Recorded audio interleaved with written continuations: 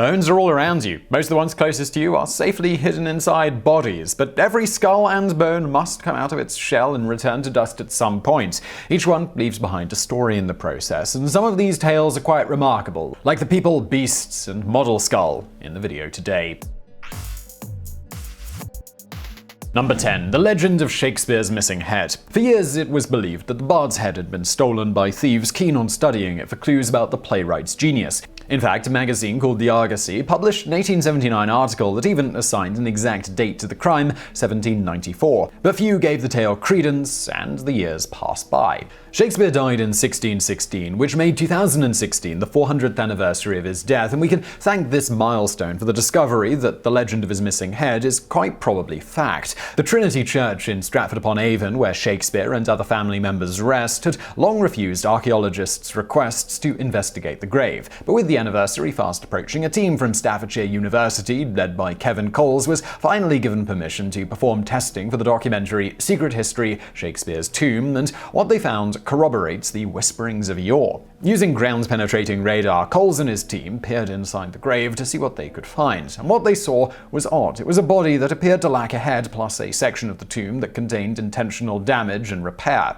These finds pointed the team to another skull of legend, this one located not too far away in Bayerley at St Leonard's Church. Proponents of the stolen head theory previously thought the Bayerley skull was Shakespeare's. However, Cole's team carefully analysed the skull and concluded that it belonged to an old woman, so, well, that was a dead end.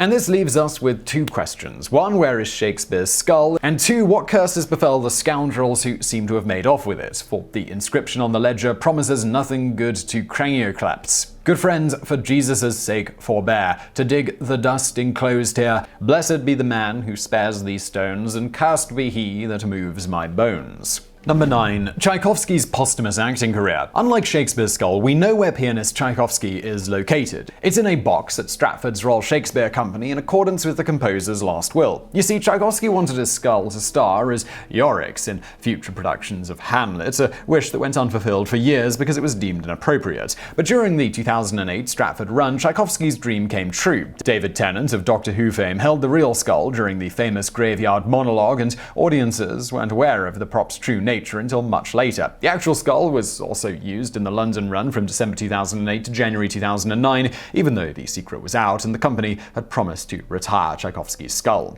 An interesting segue here involves the influential comedian Del Close's similar skull wish. In Close's case, the recipient was the Goodman Theatre in Chicago. However, Close's skull never made it to the stage. It was cremated along with the rest of his body after physicians refused to play along. The skull was, in fact, donated to the theatre, but it was definitely not Close's. Number 8. F.W. Murnau and the Crypt of Nightmares. In yet another stolen skull escapade, it would seem that Friedrich Wilhelm Murnau, influential director of the 1922 horror film Nosferatu, is not resting in peace. According to representatives of the Stahnsdorf Southwestern Cemetery, where he is buried, Murnau's eternal slumber has been interrupted several times going back to the 1970s. However, in the most recent invasion of the family crypt in July of 2015, the intruders left the director's corpse headless. Appropriately, there is evidence from this heist that points towards occultist activity. When the grave robbery was discovered, remnants of wax were found on the floor of the crypt, a possible sign of a satanic candlelit ceremony. Either Murnau is spinning in his famous grave, or he is pulling the strings of present-day horror from the afterlife. Number 7. King Richard's face and DNA. Greyfriars in Leicester, England, was the final resting place of King Richard III, the English monarch portrayed in Shakespeare's namesake play. His battlefield death in 1485 was obviously traumatic, as his remains indicate multiple wounds, including 2 vicious blows to the head, one of which was probably from a halberd. A few decades after the king was dumped in a hole, the friary was demolished and Richard's grave location was lost to time until archaeologists finally dug up his body in August of 2012. It was buried underneath a parking lot. Having Richard's skull in hand has allowed facial anthropologists and artists to build a remarkable reconstruction of his appearance. This is especially valuable for any future actors who play Richard, as well as the audiences who hear his story, because it gives them a pretty conclusive idea of what the man really looked like. With new evidence comes a new level of understanding and authenticity. Having Richard's DNA, on the other hand, has opened an entirely different can of worms. Mitochondrial testing confirms beyond all doubt that the skeleton is Richard's, with odds that it's not to the tune tune of 6.7 million to 1. But strangely enough, tests on the Y chromosome compared to modern-day descendants of Richard's great-uncle reveal false paternity. This raises serious questions about other rulers actually had legitimate claims to their royal positions. Number 6. Geronimo's descendants versus Yale. The story of Geronimo's skull involves more speculation than truth, but there is truth in rumor, and in this case the rumor was true enough to create a lawsuit. One of the defendants named was the exclusive Yale Society, the Order of Skull and Bones.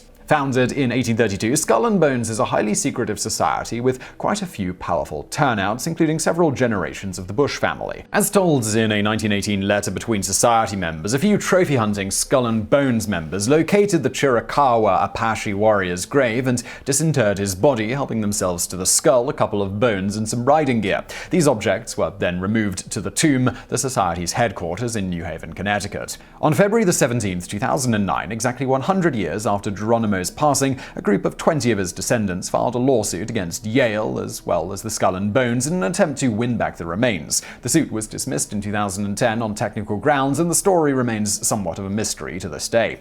Although many are convinced the skull is in the bonesman's hands, others think not. Historian David Miller refers to accounts of Geronimo's grave being unmarked and overgrown until the 1920s. If true, this would mean that while Skull and Bones members quite likely did dig up a grave, there's no way that it was Geronimo's. Number 5. A dinosaur's enormous head. Reaching a height of 10.5 feet, the skull of this 74-million-year-old beast towers over the crowd.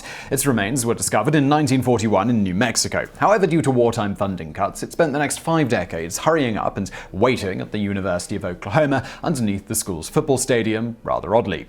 As fate would have it, the ancient giant was eventually rediscovered and unboxed by D.E. Savage, a paleontologist who had assisted with the initial dig as a student. Today it stands in all its restored glory at the Sam Noble Museum of Natural History in Norman, Oklahoma. There is some discussion about whether this creature is a Pentaceratops or an entirely new specimen, which Yale paleontologist Nicholas Longrich has dubbed Titanoceratops. The inner workings of the debate aren't too important, because what matters here is that this dinosaur holds the Guinness World Record for largest land animal skull. Whatever the name, we can all agree it's a massive head. Number 4. A dark and stormy bison skull. The Sam Noble Museum gets a second mention in this video by virtue of housing another strange skull, albeit a much smaller one, belonging to an extinct species of bison. At roughly 10,500 years old, the Cooper skull is the oldest painted object ever found in North America. It takes its name from the archaeological site where it was unearthed, a long-ago gully where Paleo-Indian Folsom hunters trapped and slaughtered bison herds on 3 separate occasions. The Cooper skull was buried in the bottom layer of death, and it stood out immediately for sporting a red lightning bolt design. The paint was a monumental find on an artifact of this age, but there was also something a little more mysterious about the Cooper skull that turned heads. To allow other experts to inspect and document the skull before removal, the archaeologists left it in the ground and went home. That night, a thunderstorm rolled in and dropped 2 inches of rain on what had been bone-dry land for a month. 6 years went by, the skull had been safely excavated, studied, and preserved, and it was about to find a home in the newly completed Sam Noble Museum. On the night before the museum doors were open to the public, it once again summoned a thunderstorm to strike. The volume of rain was such that it overwhelmed the roof drainage system, and the building sprung a single leak right above the Cooper skull exhibit. Number 3. Leonardo da Vinci's Handmade skull. In 1987, a German couple named Winfried and Waltraud Rollshausen walked out of an antique store with a very unique piece, a 1/3 scale model of a human skull, sans lower jawbone, crafted of a white stone material. The handmade skull served nicely as office decor for Winfried, a medical doctor. Fast forward to 1996, and Dr. Roger Sabin, a skull specialist and museum director at Paris Descartes University, examined the skull and decided it was something much more than simply decorative. He was the first to notice a major clue about the miniature's past, namely that it resembled a set of 3 1498 anatomical drawings by the one and only Leonardo da Vinci. These drawings, which are held at the Royal Collection at Windsor Castle in England,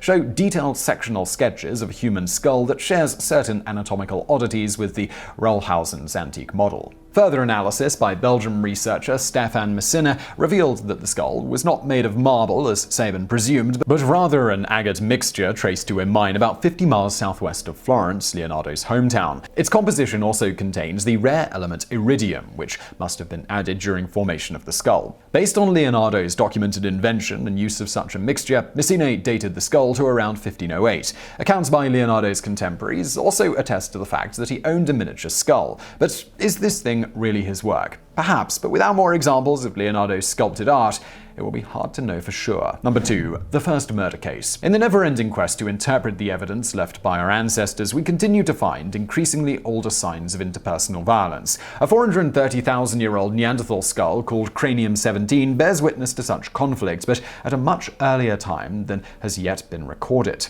Discovered at the Cima de los Huesos archaeological site in northern Spain, what sets Cranium 17 apart from the rest are 2 large holes in its forehead, which experts say are certain signs of foul play. Research led by Dr. Nahimi Sala concluded that the 2 holes are the result of an attack with intent to kill. Fracture and trajectory analysis showed that the blows were delivered by the same object at different angles. This essentially means that Cranium 17's death was no accident. Number 1. Phineas Gage and the Iron Rod. At last we turn to the story of Phineas Gage, who is noteworthy for his unwitting and unfortunate role in the advancement of modern neuroscience and personality psychology. In 1848, Gage was working as the foreman of a railroad crew. While laying tracks in Cavendish, Vermont, Gage had an explosive moment when the powder he was packing into a hole blew up unexpectedly, launching his tamping iron skyward. The 3.5-foot iron rod left his hands and rocketed straight through his head.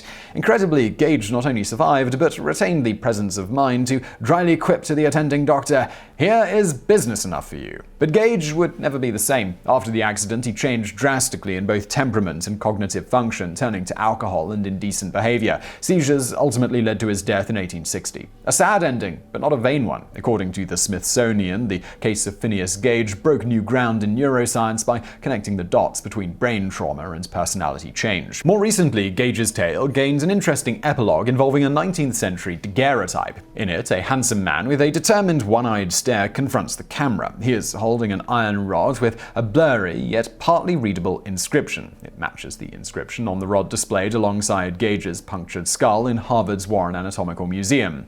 That inscription reads, "This is the bar that was shot through the head of Mr. Phineas P. Gage." So I really hope you found that video interesting. If you did, please do smash that like button below, and don't forget to subscribe. When you're subscribing, hit the bell so you find out when we put out a new video. Also, I've got a podcast. It's called The BrainFood Show. If you search BrainFood, one word, in Apple Podcasts or wherever you get your shows, you will find that show. And as always, thank you for watching.